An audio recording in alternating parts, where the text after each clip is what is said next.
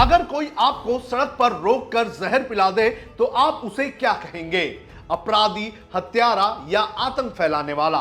लेकिन अगर यही जहर दूध के नाम पर आपके घर तक पहुंच जाए, अगर वही जहर आपके बच्चे के ग्लास में हो, अगर वही जहर किसी गर्भवती महिला या बुजुर्ग के शरीर में हर रोज जा रहा हो, तो उसे आप क्या कहेंगे? महाराष्ट्र से जो मामला सामने आया है उसने सिर्फ मिलावट का नहीं बल्कि इंसानियत को शर्मसार करने वाले एक ऐसे गोरख धंधे का पर्दाफाश किया है जिसने लाखों लोगों की सेहत को खतरे में डाल दिया है। पैसे कमाने की हवस में कुछ लोगों ने दूध को भी नहीं छोड़ा है। जिस दूध को भगवान का प्रसाद और बच्चों का सबसे पौष्टिक आहार माना जाता है, उसी दूध में डिटर्जेंट, पाम ऑयल और केमिकल मिलाकर लोगों को बेचा जा रहा था। सबसे बड़ा सवाल यह है कि आखिर इन लोगों को लोगों की जिंदगी से खेलने का लाइसेंस किसने दिया? और अगर ये खेल इतने बड़े स्तर पर हो रहा था तो सिस्टम आखिर क्या कर रहा था? महाराष्ट्र से आया चौंका देने वाला ये पूरा मामला क्या है, इसकी जानकारी आपको इस वीडियो में देंगे। लेकिन मेरी आपसे अपील है कि आप इस वीडियो को पूरा देखें और अपनी राय हमें जरूर साझा करें। नमस्कार, आप देख रहे हैं लोकमत हिंदी। मेरा नाम है सोनू कनौजिया।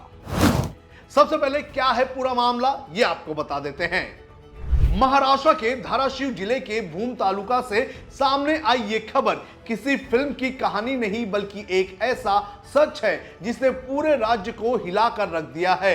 पुलिस और खाद्य एवं औषधि प्रशासन यानी कि एफडीए की संयुक्त जांच में जो खुलासा हुआ है वो बेहद चौंकाने वाला है। आरोपियों के कब्जे से जब बिक्री का रजिस्टर जब्त किया गया और उसकी जांच शुरू हुई तो पता चला कि पिछले 6 महीनों के दौरान करीब 2,30,470 ग्राम निम्न गुणवत्ता वाले दूध पाउडर का इस्तेमाल किया गया, यानी कि थर्ड क्वालिटी वाले दूध पाउडर का। इसी घटिया पाउडर से करीब 23,04,070 कृत्रिम दूध तैयार किया गया, जिसकी अनुमानित कीमत 9 करोड़ 21 लाख से भी अधिक बताई जा रही है। लेकिन इससे भी बड़ा खुलासा यह है कि जांच एजेंसियों को पूरा संदेह है कि इस कृत्रिम दूध को असली दूध में मिलाकर करीब 2.5 करोड़ लीटर से भी ज्यादा मिलावटी दूध महाराष्ट्र के अलग अलग हिस्सों में सप्लाई किया गया। अब सवाल यह है कि यह दूध आखिर किन शहरों तक पहुंचा, किन डेयरियों ने इन्हें खरीदा और कितने परिवार रोज इस जहर को दूध समझकर पीते रहे। हर 100 लीटर दूध में 10 लीटर जहर। जांच में सामने आया तरीका और भी ज्यादा डराने वाला है। आरोपियों ने ऐसा सिस्टम तैयार किया था कि किसी आम ग्राहक को कभी शक ही नहीं हो सकता था। वे हर 100 लीटर शुद्ध दूध में 10 लीटर मिलावटी दूध मिलाया करते थे, यानी लगभग 10% मिलावट। लेकिन इतनी सफाई से कि रंग, गाढ़ापन और फैट देखकर कोई भी इसे असली दूध समझ लेता था। यही वजह है कि यह रैकेट इतने लंबे समय से चलता रहा।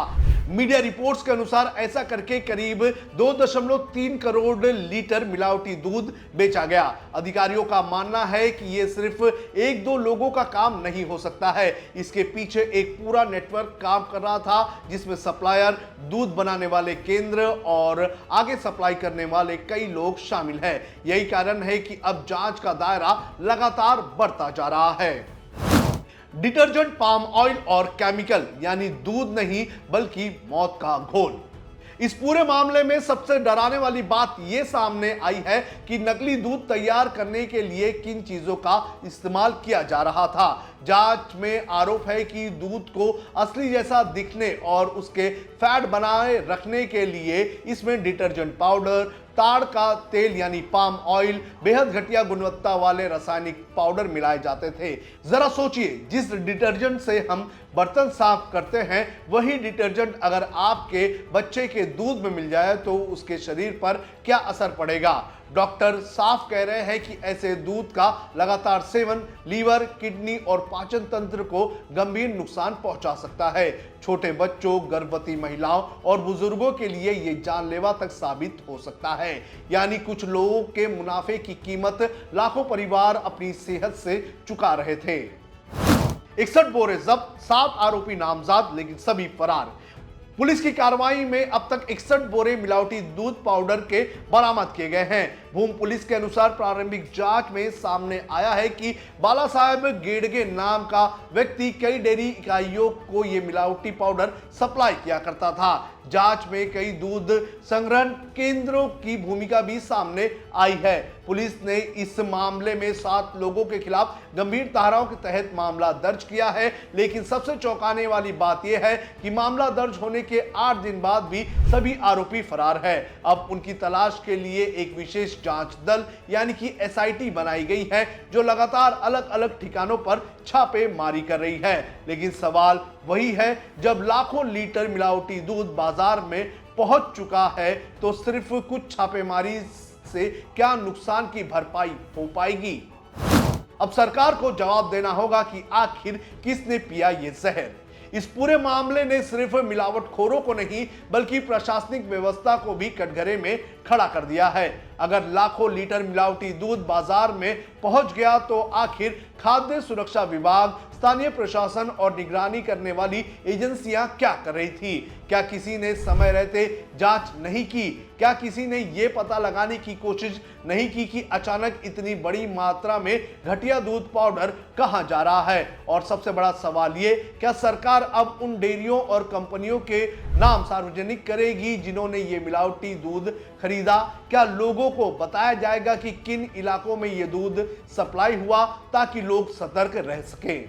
देखिए, मिलावट सिर्फ कानून तोड़ने का मामला नहीं है, लेकिन जब कोई इंसान जानबूझकर ऐसा दूध बेचता है जिससे बच्चों की किडनी खराब हो सकती है, गर्भवती महिलाओं की जान खतरे में पड़ सकती है, बुजुर्ग गंभीर रूप से बीमार हो सकते हैं, तब ये सिर्फ मिलावट नहीं रहती है, ये समाज के खिलाफ अपराध बन जाता है। ऐसे लोगों को सिर्फ आरोपी नहीं बल्कि लोगों की जिंदगी से खेलने वाला अपराधी भी माना जाना चाहिए। अब देखना यह होगा कि पुलिस सिर्फ 7 लोगों को गिरफ्तार करके इस फाइल को बंद करती है या फिर इस पूरे नेटवर्क का पर्दाफाश करके उन सभी लोगों को कानून के कटघरे में लाती है जिन्होंने मुनाफे के लिए महाराष्ट्र के लाखों लोगों की सेहत को दांव पर लगाने का काम कर दिया।